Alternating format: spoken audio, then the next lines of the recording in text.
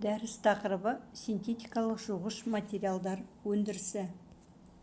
Сабақ жоспары: бірінші, синтетикалық жуғыш заттар өндірісі. Екінші, беттік активті заттар сыныптамасы және жуғыш беттік активті заттардың физика-химиялық әрекеті. Келесі сұрақ: бастапқы шикізат және процесс жағдайы. Ионогендік емес жуғыш заттар. Және төртінші сұрақ: синтетикалық жуғыш заттардың құрамы және рецептурасы. Алғашқы тарихи жуғыш зат болып сабын саналады. Оның химиялық құрамы натрий тұзды жоғарғы алкил карбонды қышқылдардан тұрады. Органикалық синтездеу теориясының дамуымен қатар заттардың жаңа кластары өндіріліп, беттік активті заттар шикізаттары да әртүрлі бола бастады. Синтетикалық жуғыш заттарды алу технологиялары жетілдіріліп, осыған сәйкес олардың қолдану саласы да әртүрлі болады. Жуғыш заттар әртүрлі мақсаттарда қолданылады. Олар тазартумен қатар ағарту және дезинфекциялау қасиеттері, адам денесіне жұмсақ және өзіне тән иісі және тағы басқа қасиеттері болу қажет. Сонымен қатар экологиялық талаптардың бұзбау керек. Олардың негізгілері болып, жуғыш заттар құрамына енетін беттік активті заттардың биобөлшектену сапасы ескеріледі. Сабын жоғарғы карбон қышқылдарының тұздарынан тұрады.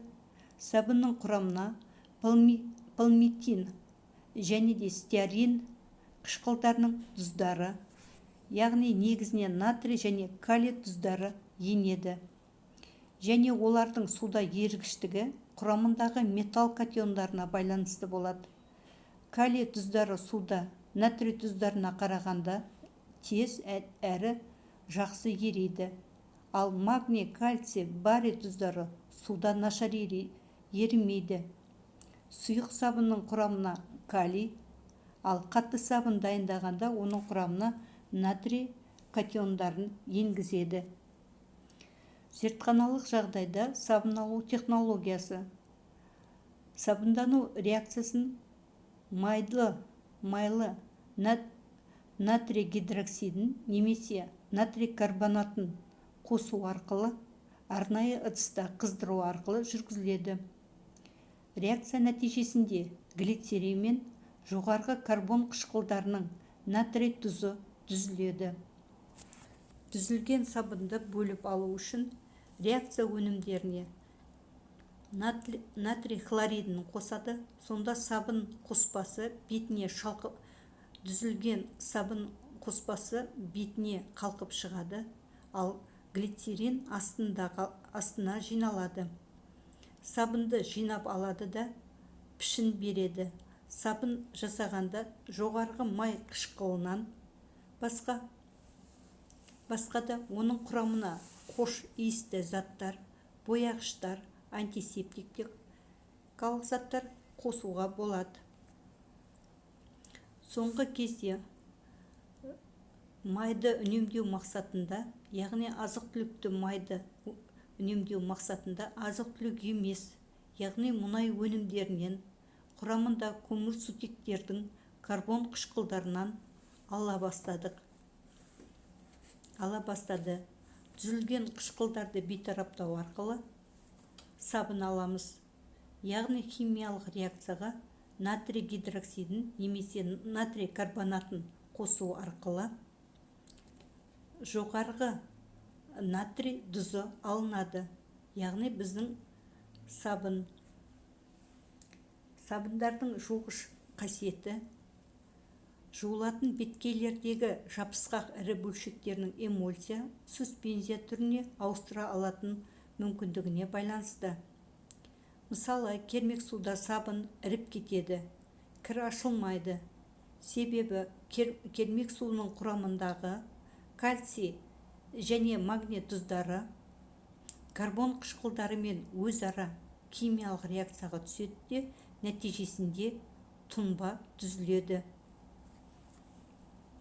Сабынның суда еру кезінде жоғарғы қышқылдармен сілті түзе гидролиздену процесі қатар жүреді. Бұл жағдайда матаға зиянды әсерін тигізеді. Синтетикалық жуғыш заттар негізінен алкил сульфатты натрий тұздардан тұрады. Жуғыш заттардың химиялық құрамында көміртектің С8С18 атомы бар радикалдан тұрады. Синтетикалық жуғыш заттарды алу үшін химиялық жолмен әуелі спирт пен күкірт қышқылын әрекеттестіреміз. Реакция нәтижесінде күкірт қышқылының күрделі эфирі түзіледі. Түзілген күрделі эфир натрий тұзымен әрекеттестіріледі. Реакция нәтижесінде синтетикалық жуғыш заттар алынады. Қазіргі уақытта беттік активті заттардың 200-ден астам түрі және де 3000-нан астам әртүрлі композициялық саудалық атаулары белгілі. Бірақ 20-30 түрі кеңінен өндіріледі және де арнайы мақсаттарда қолданылады. Беттік активті заттарға органикалық синтез өнімдерінің топтары кіреді. Әртүрлі спецификалық қасиеттерінің арқасында көптеген өндірістерде кеңінен қолданылады. Беттік активті заттардың ең көп қолданылуы синтетикалық жуғыш заттар өндірісі болып табылады. Қазіргі уақытта беттік активті заттар өндірісінде мұнай химиялық шикізат негізінде қызығушылық танытуда. Энергия бағасының өсуіне байланысты сұйық синтетикалық жуғыш заттар көптеп өндіруді талап етіп отыр. Себебі кез келген тұрмыстық заттарды жуу 60 градусқа дейінгі температурада жүзеге асыруға болады. Сұйық жуғыш заттардың өндірісін кеңейту үшін оксиэтил негізінде беттік активті заттар өнімдері көбіне қажет. Беттік активті заттардың қолданудың эффектілігі барлық өндірістерде және тұрмыста, барлық әлемде, әсіресе техникасы дамып жатқан елдерде оның өндірісі кеңінен дамуда. Беттік активті заттардың жіктелуі, классификациясы. Әлемде беттік активті заттардың көптеген түрлері белгілі, сондықтан да оларды классификациялауды қиындатады. Беттік активті заттарды классификациялаудың бірнеше әдісі ұсынылған. Барлық беттік активті заттарды екі топқа бөлеміз. Ионды судағы ерітіндісінде ион диссоцияланады. Екінші топта ионды емес суда диссоцияланбайды. Ионды, анионды және катионды болып бөлінеді. Әртүрлі ортада анионды және катионды беттік активтілік көрсететін беттік активті заттар кеңінен кездеседі. Барлық беттік активті заттар биологиялық еруіне байланысты оларды 3 топқа бөлеміз. Биологиялық жақсы еритіндер, биологиялық орташа еритіндер және биологиялық нашар еритіндер, яғни олардың көрсеткіштері еруіне байланысты процентпен анықталады. Қазіргі уақытта негізінен өндіріліп жатқан анионды беттік активті заттар химиялық қосылысы бойынша 3 топқа бөлінеді. Карбонды қышқыл, сульфо қышқыл және күкірт қышқылының эфир өндірісі.